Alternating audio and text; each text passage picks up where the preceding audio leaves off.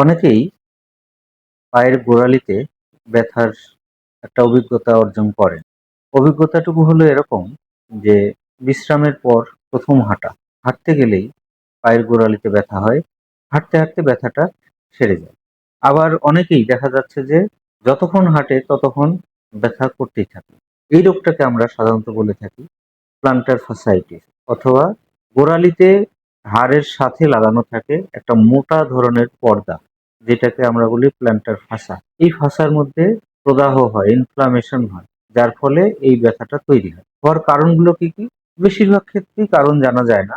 বয়স একটা কারণ, শক্ত জুতা পরা একটা কারণ, ওজন বেশি হওয়া আরেকটা কারণ, হাড় ক্ষয় হওয়া আরেকটা কারণ। এতগুলো কারণে এই ব্যথাগুলো হয়ে থাকে।